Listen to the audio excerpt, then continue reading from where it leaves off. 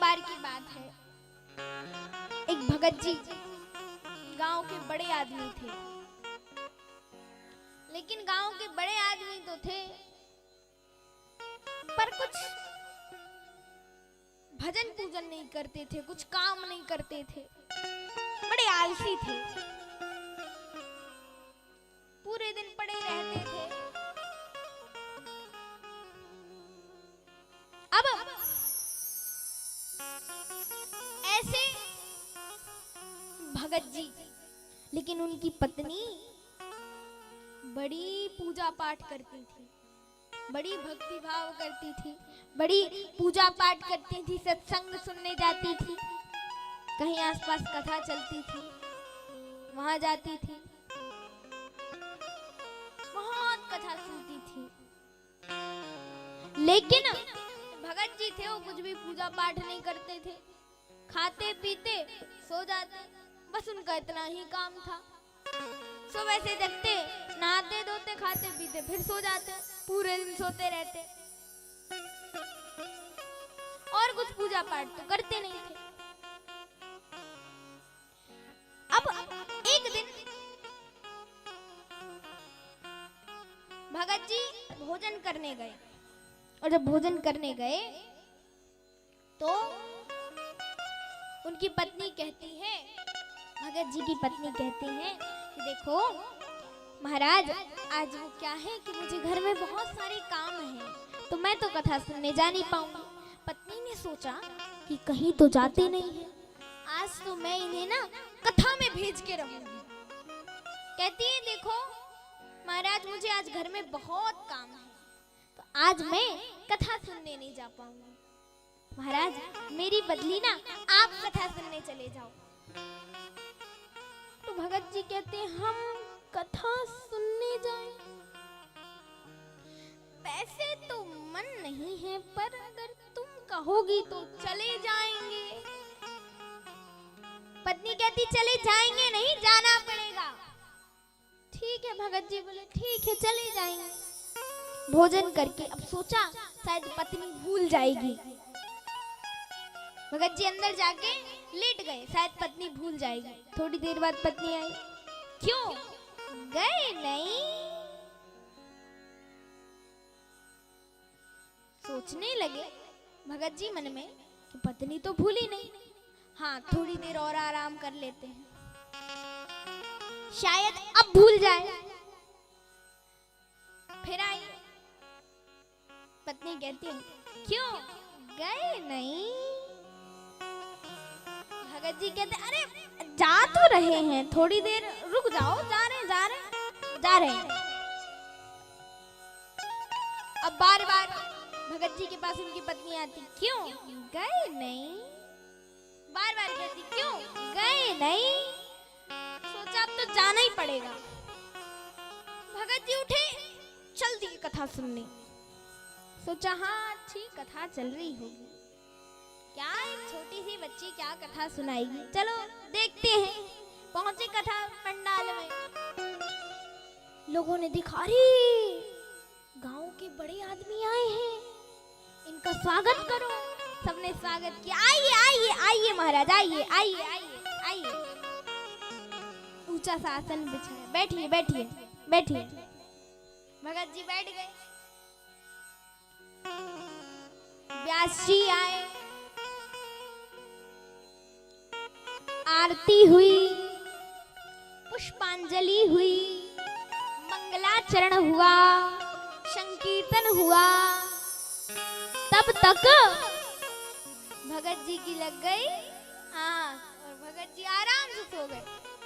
लोगों ने सोचा अरे ये तो सो गए, कथा सुनने आए हैं कि सोने? लेकिन सोचा गांव के बड़े आदमी हैं, जगाएंगे तो कहीं क्रोधित ना हो जाए। नहीं जगाएंगे नहीं, हम कथा सुनने आए, हम कथा सुने और चलो। सभी ने कथा सुनी। कथा के बाद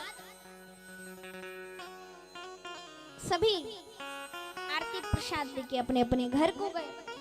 अब जानते हैं कथा विश्राम होने के बाद पूरे पंडाल में सिर्फ 2 आदमी, पूरे पंडाल में कितने आदमी?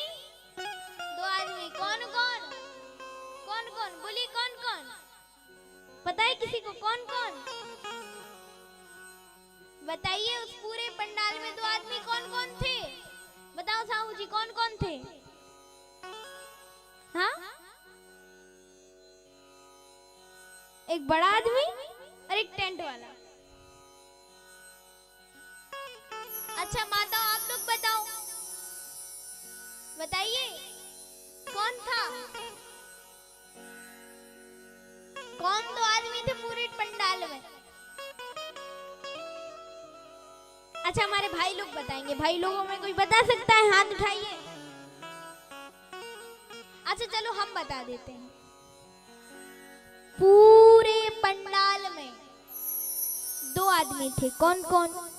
एक तो भगत जी और दूसरे जिसके आसन पे भगत जी बैठे थे वो। तो बेचारा सोच रहा था अब भगत जी जगेंगे, अब भगत जी जगेंगे। भगत जी कहाँ जगने वाले? उस बेचारे को खुद नींद आने लगी। फिर बोला, पकड़ा भगत जी को जोर से और हिलाया, उठिए जाइए, हो गई कथा विश्राम, जाइए। भगत जी कहते हैं हो गई, हो गई, बड़ी जल्दी हो गई, लेकिन आनंद बहुत आया कथा में। कथा विश्राम हो गई, तुम काहे को बैठे हो? कहता है उठिए जाइए अपने घर को, जिस आसन पे आप बैठे हैं ना, जिस आसन पे आप सो रहे थे, ये हमारा है, उठिए जाइए। भगत जी बोले बड़ा आनंद आया, चल दिए। घर आए, पत्नी ने दूर से देखा, बड़े मन लगा के कथा सुन के आए। भगत जी की पत्नी बोली महाराज कथा कैसी लगी? बहुत आनंद आया, बहुत आनंद आया कथा में। पत्नी बोली हाँ लगता तो ऐसा है जैसे आप बहुत भाव में डूब गए थे। कथा तो 1-2 घंटे की विश्राम हो गई, अब 1-2 घंटे बाद आए हैं, लगता है बहुत भक्ति भाव में डूब गए थे। अच्छा महाराज कथा में सुना क्या क्या? बोले कथा में ज्यादा शब्द नहीं थे, सिर्फ 3 शब्द थे, आइए, बैठिए और जाइए, बस इतना ही था। अच्छा पत्नी ने सोचा इनसे कहते हैं ये मंत्र है, तो रोज जाएंगे कथा सुनने। पत्नी बोली अरे जानती हो ये मंत्र है, जब मैं गई थी ना तो मुझे भी यही मंत्र मिला था, अब रोज जाया करो कथा सुनने और इस मंत्र का जप किया करो, ठीक है? अब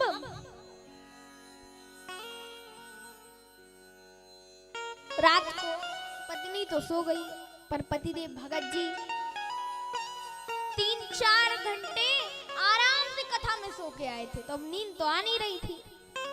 सोचा क्या करूं क्या करूं क्या करूं क्या करूं। हाँ पत्नी कह रही थी मंत्र है, लाइट तो बंदी थी, बैठ गए मंत्र का जप करने।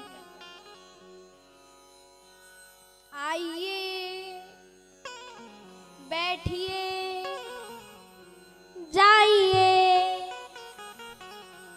आइए, बैठिए, जाइए, आइए, बैठिए, जाइए, आइए, बैठिए, जाइए। मंत्र का जप चल रहा था। अब भगत जी के घर के बाहर से कुछ चोर ले जा रहे थे। उन्होंने देखा रे बहुत बड़ा घर है, चोरी करने के लिए कुछ अच्छा मिल जाएगा। चोर गए अंदर, तब तक भगत जी बोले आइए। चोर ने सोचा है लगता है किसी ने मेरे पैरों की आवाज को सुन लिया और धीमे धीमे चलने लगा। तब तक भगत जी बोले बैठिए। अरे लगता है किसी ने मुझे देख लिया, तो बाहर भागा। तब तक भगत जी बोले जाइए। उसने सोचा जाइए यानी कि ये कह रहे हैं जाओ जाओ जाओ तुम जाओ, इन्होंने हमको पहचान लिया, कह रहे तुम जाओ, कल सुबह तुम्हें पुलिस से पकड़वा देंगे। अब जो बाहर भाग रहा था अंदर को भागा, भगत जी के चरणों में गिर पड़ा। महाराज माफ कर दो, गलती हो गई महाराज। भगत जी ने डर गए, कौन है? लाइट जला के देखी, भैया कौन हो?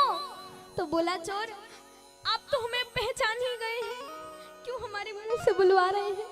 महाराज, हमने आपके घर से कुछ भी नहीं चुराया, और जहाँ से जो कुछ लाए थे सब ले लो। सब चरणों में चढ़ा के वहां से चला गया। और भगत जी के कुछ समझ में नहीं आई। भगत जी पत्नी को जगा कर कहते हैं, बताते हैं सारी बात। तो पत्नी कहती है, महाराज आप उस सच्ची कथा से झूठे शब्द लेकर आए थे, और उन झूठे शब्दों ने सच्चे चोर को आपके अधीन कर दिया। और सच्ची कथा से अगर आप सच्चे शब्द लेकर आते तो आपके अंदर जो झूठे चोर है, काम, क्रोध, लोभ, मोह, ये सब भी आपके अधीन हो जाते। ऐसी शिव महापुराण की कथा। बोलो भूत भावन भोले